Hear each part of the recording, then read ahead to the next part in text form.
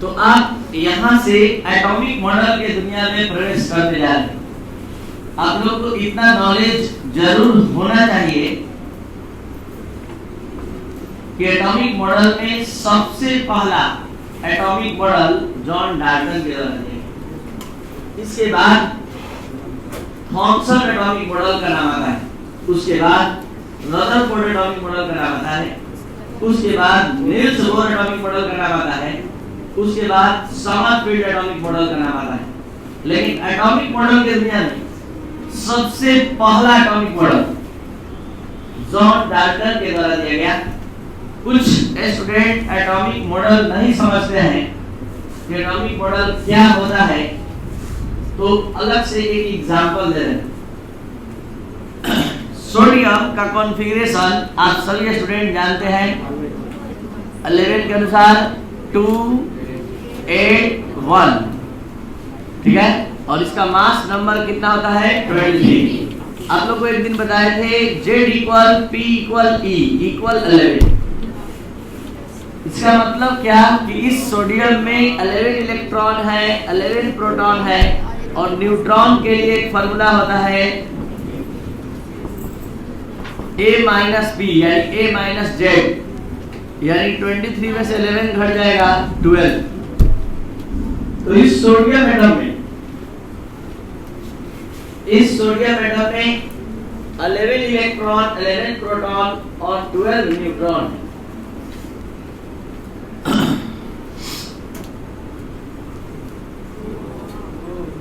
तो यहां पर आप ये एटॉमिक मॉडल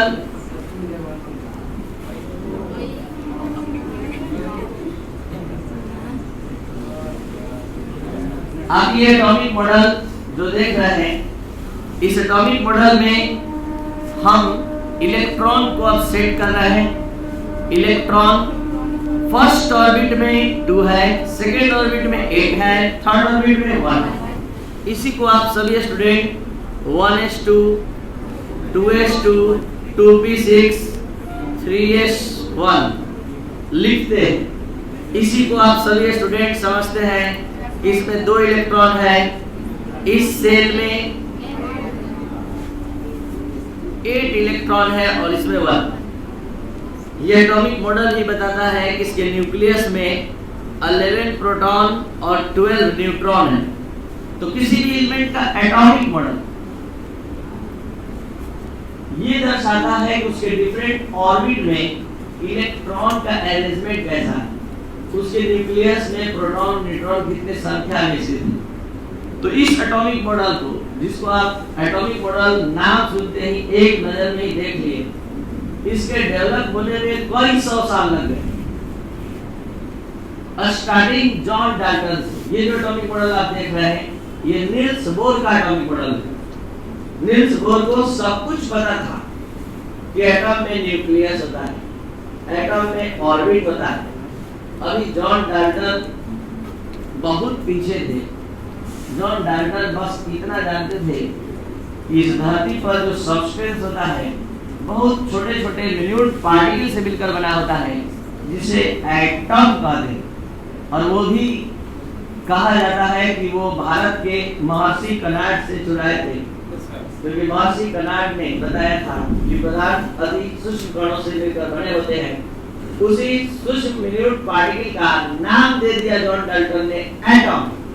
और एटम नाम भी जो बना है, वर्ड भी जो बना है, ए मतलब कैन नॉट, टॉम मतलब कट। हम लोग भारतीय भाषा में, इंडियन लैंग्वेज में बोल रहे हैं जिसको काटा नहीं जा सकता, जो अविभाज्य है, उसी को तो वो अपने लैंग्वेज में बोले हैं एटम।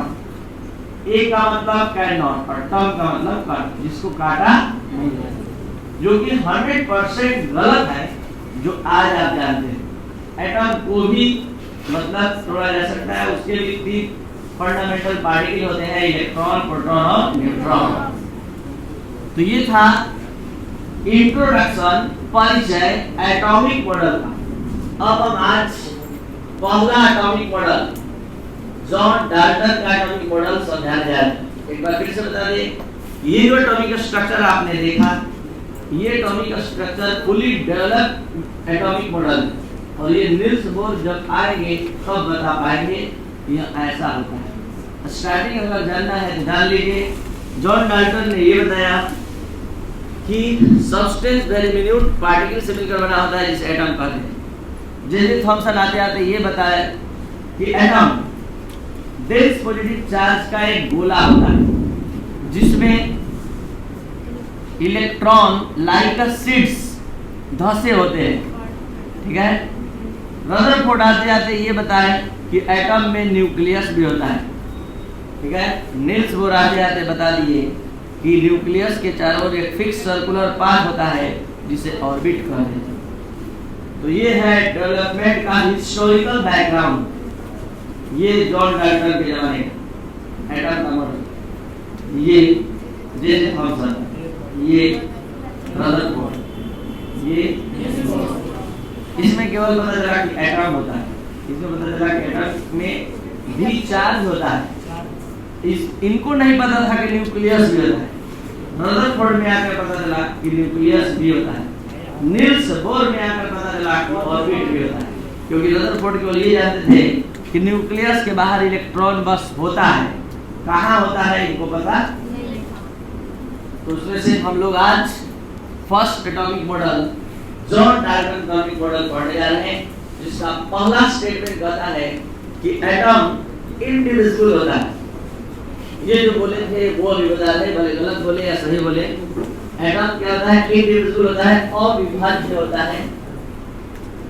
जॉन डाल्टन का नेक्स्ट स्टेटमेंट था कि सेम एलिमेंट का जो एटम होगा वो मास, शेप और साइज के पॉइंट ऑफ व्यू से सेम होगा। जॉन डाल्टन का थर्ड स्टेटमेंट कहता है कि डिसिमिलर एलिमेंट्स के जो एटम होंगे वो शेप, साइज और मास के दृष्टि से क्या होंगे? डिसिमिलर होंगे। हम इस सभी टर्म को एक तरफ से प्रॉपर्टी और डिफेक्ट एक बार में सब समझा देते हैं। ऐसे करने से क्या होगा? आपके माइंड में सब बात डाल्टन एटॉमिक मॉडल का रह जाएगा। जैसे पहला स्टेटमेंट, इनके अनुसार एटम इंडिविजुअल होता है, जबकि आज के साइंटिस्टों के द्वारा एटम्स आर डिविजिबल माना गया है और एटम को भी तोड़ा जा सकता है इलेक्ट्रॉन, प्रोटॉन और न्यूट्रॉन। और इनका ये स्टेटमेंट एटम्स आर इंडिविजिबल ये गलत काट दिया गया है जे थॉमसन, रदरफोर्ड और नील्स बोर द्वारा। नेक्स्ट स्टेटमेंट, इनका स्टेटमेंट था कि अगर सिमिलर एलिमेंट्स होंगे, मतलब सिमिलर एलिमेंट्स के एटम होंगे तो मास, शेप और साइज के हिसाब से सेम होंगे। तो आप लोग अभी तुरंत हाल ही में आइसोटोप्स पढ़े थे, बढ़िया से देख लीजिए। ये तीनों एलिमेंट सेम है क्या? मास के हिसाब से भी सेम है। तो in the case of isotopes it is not possible because same isotopes have different mass number. Similar elements have different mass number, same he element different mass रखता है। नेक्स्ट स्टेटमेंट है कि dissimilar elements have dissimilar in shape, size and mass. Dissimilar elements होंगे तो shape, size और मास में different होंगे, dissimilar होंगे। तो अगर इसको देखा जाए, आर्गन, पोटेशियम और कैल्शियम, यहाँ पर देख सकते हैं 18, 90 और 20 तीनों का मास नंबर डिसिमिलर एलिमेंट होने के बाद भी सेम है। सेम होना इस बात का प्रूफ है कि डाल्टन का ये स्टेटमेंट गलत हो रहा है। इनका स्टेटमेंट था कि डिसिमिलर एलिमेंट होगा तो मास भी डिसिमिलर होगा। मास डिसिमिलर है? नहीं। इनका स्टेटमेंट था कि अगर कोई कंपाउंड सेम एलिमेंट से मिलकर बनेगा तो उसका फिजिकल और केमिकल प्रॉपर्टी सेम होगा, यानी the compounds of same element have same physical and chemical property. तो हम ले चलते हैं आप लोग को कार्बन के एलोट्रॉप्स पर। कार्बन का ही एलोट्रॉप्स है डायमंड और कार्बन का एलोट्रॉप्स है ग्रेफाइट।